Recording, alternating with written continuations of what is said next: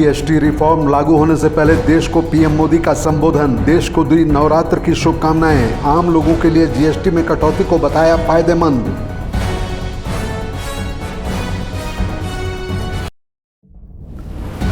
सेवा पखवाड़ा में दिख रही है बीजेपी की सक्रियता। जमशेदपुर में भाजयुमों ने आयोजित किया नमो युवा रन। पूर्व सीएम चंपाई सोरेन ने हरी झंडी दिखाकर किया रवाना।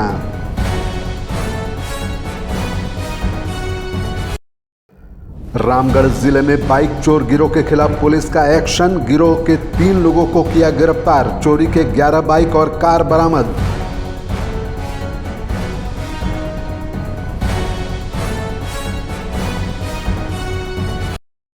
मोतिहारी में नेपाल बॉर्डर से 5 सूडानी नागरिक गिरफ्तार। बिना दस्तावेज के कर रहे थे भारत में प्रवेश। पूछताछ के बाद पुलिस ने किया गिरफ्तार।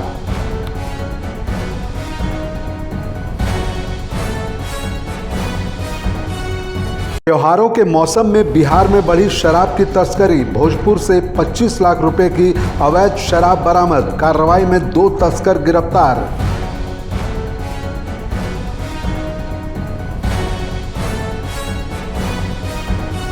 नमस्कार, आप देख रहे हैं आइडियल एक्सप्रेस। मैं हूं हिमांशु शेखर। बुलेटिन की शुरुआत में बात कर लेते हैं जमशेदपुर में आयोजित हुए नमो युवा रन के भव्य आयोजन की। जमशेदपुर में देश के प्रधानमंत्री नरेंद्र मोदी के जन्मदिन के अवसर पर भारतीय जनता पार्टी द्वारा 17 सितंबर से 2 अक्टूबर तक सेवा पखवाड़ा मनाया जा रहा है। इसी कड़ी में भारतीय जनता युवा मोर्चा की ओर से जमशेदपुर में नमो युवा रन का भव्य आयोजन किया गया। यह आयोजन युवाओं में फिटनेस और राष्ट्र सेवा की भावना जागृत करने के उद्देश्य से किया गया। नमो रन को राज्य के पूर्व मुख्यमंत्री चंपाई सोरेन, जमशेदपुर के सांसद विद्युत वरण महतो ने संयुक्त रूप से हरी झंडी दिखाकर रवाना किया। 5 किलोमीटर लंबी मैराथन दौड़, जिसमें सैकड़ों युवाओं, छात्रों और खेल प्रेमियों ने बढ़ चढ़कर हिस्सा लिया। वहीं पूर्व मुख्यमंत्री चंपाई सोरेन ने कहा, ऐसे आयोजन युवाओं को एकजुट करने के साथ साथ स्वस्थ और अनुशासित जीवन जीने की ओर प्रेरित करते हैं। हमारा महानगर भाजपा युवा मोर्चा की ओर से जो कि हजारों युवा भाग लिया है और पूरा शहर अपना जो रूट है भ्रमण करके यहाँ पहुंचेंगे और भारत को एक मजबूत और आत्मनिर्भर बनाने से भी ये कार्यक्रम भी शामिल है। इसीलिए सभी युवा को हमारी ओर से देश का भविष्य होता है, भाजपा के ओर से हमारा ओर से शुभकामना देता हूँ। इधर राजधानी रांची में अखिल भारतीय धोबी महासंघ के संगोष्ठी का आयोजन हुआ। अखिल भारतीय धोबी महासंघ के द्वारा अनुसूचित जाति संघ के संगोष्ठी का आयोजन पुराना विधानसभा सभागार रांची में आयोजित किया गया। कार्यक्रम में मुख्य अतिथि झारखंड प्रदेश कांग्रेस के प्रभारी के राजू थे। इस मौके पर कांग्रेस विधायक दल के नेता प्रदीप यादव, खिजरी विधायक राजेश कच्छप, शहजादा अनवर, पूर्व केंद्रीय मंत्री सुबोध कांत सहाय, केदार पासवान, पूर्व विधायक बादल पत्रलेख, रविंद्र सिंह, सतीश पाल मोंजनी समेत विशिष्ट जन मौजूद थे। इस मौके पर बोलते हुए मुख्य अतिथि के राजू ने कहा कि आने वाले समय में कांग्रेस के द्वारा अनुसूचित जाति के साथ एक वर्कशॉप का आयोजन किया जाएगा और वहां से जो भी एजेंडा आएगा उसे झारखंड सरकार में लागू किया जाएगा। इस मौके पर बोलते हुए अखिल भारतीय धोबी महासंघ के झारखंड प्रदेश अध्यक्ष सह कांके विधायक सुरेश कुमार बैठा ने कहा कि जल्द ही हमारा एक प्रतिनिधिमंडल झारखंड के मुख्यमंत्री हेमंत सोरेन से मिलकर एक ज्ञापन देगा। आपका स्वागत है और मैं हूं आपके साथ गायत्री शर्मा।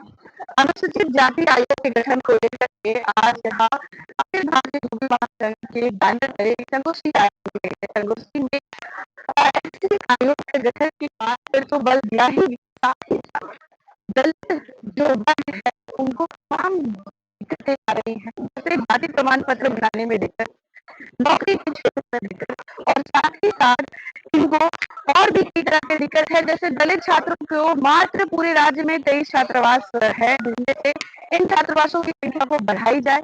इस वर्ग को जो लाभ मिलना चाहिए वो लाभ जल्द से जल्द इन्हें मिले। इन तमाम बातों को लेकर आज कई चर्चित चेहरे इस संगोष्ठी में नजर आए, जहाँ एक और आगे के विधायक सुरेश बैठा थे, वही प्रदीप यादव कांग्रेस अध्यक्ष और साथ ही के राजू भी इस संगोष्ठी में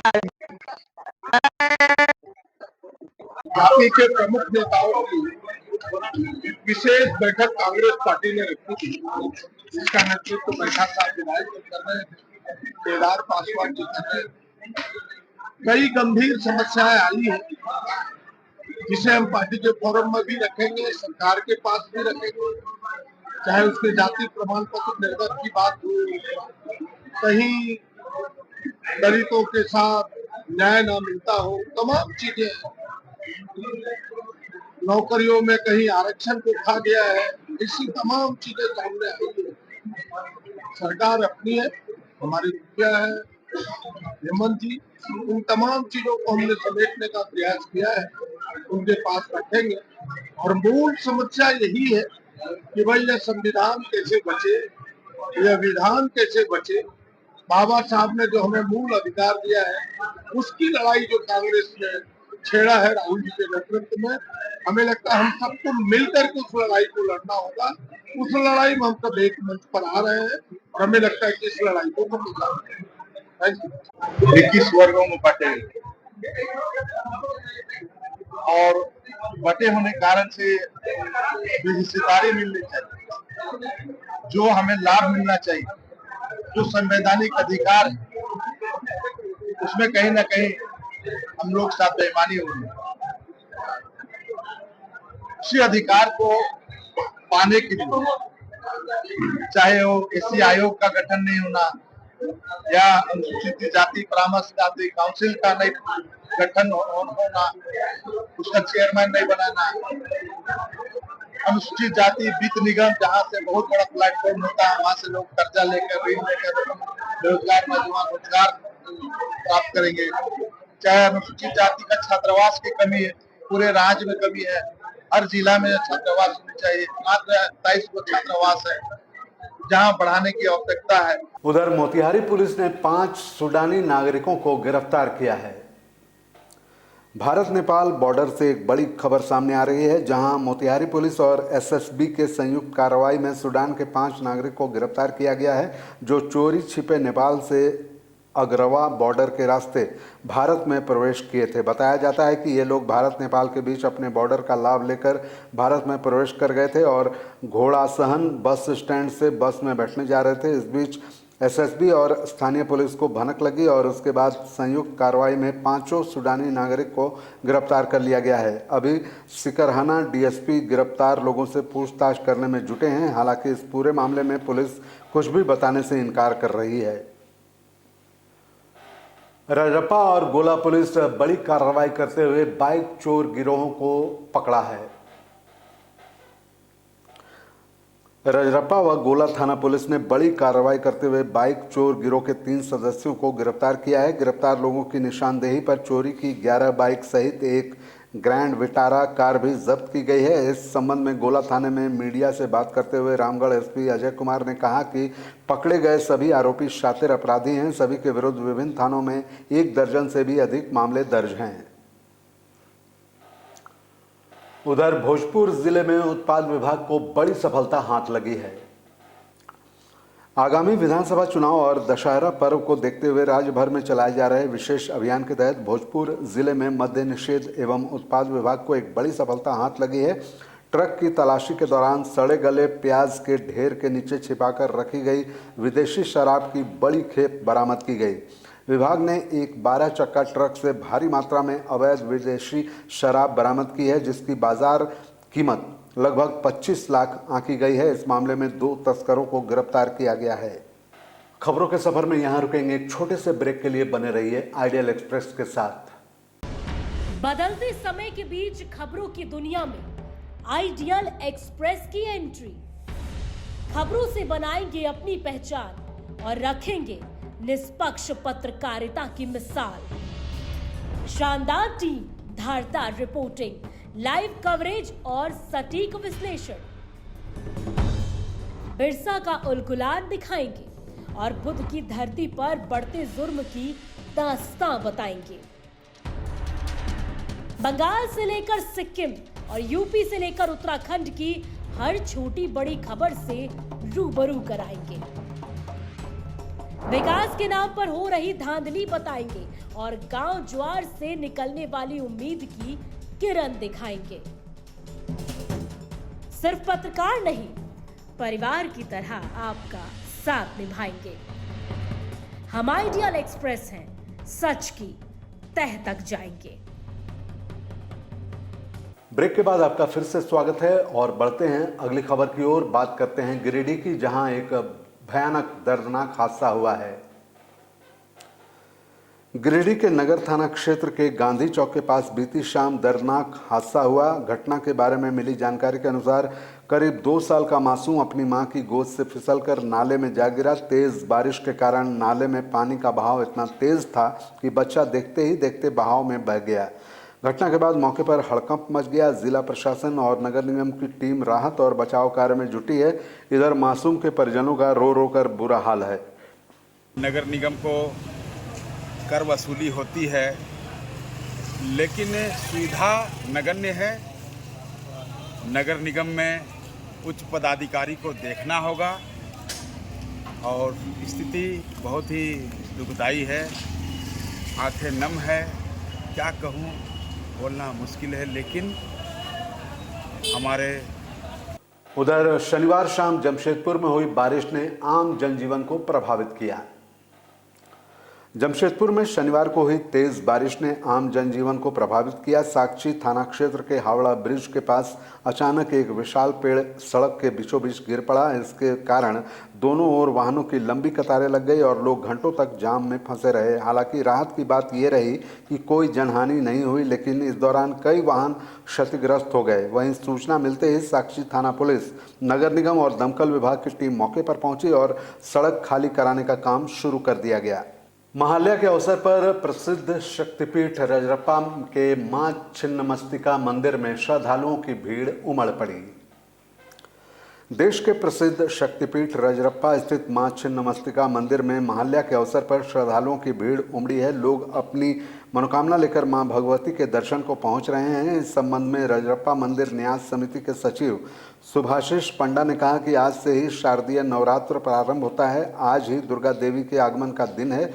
वहीं रजरप्पा में भीड़ को देखते हुए शारदीय नवरात्र में पुलिस प्रशासन ने भी सुरक्षा के पुख्ता इंतजाम किए हैं। इस संबंध में रामगढ़ के पुलिस अधीक्षक अजय कुमार ने कहा कि श्रद्धालुओं की सुविधा के लिए सभी प्रमुख द्वारों में पुलिस बल की तैनाती की गई है। साथ ही मंदिर की साफ सफाई भी की गई है ताकि श्रद्धालुओं को सुविधा मिल सके। इस संबंध में भी निर्देश दिए गए हैं।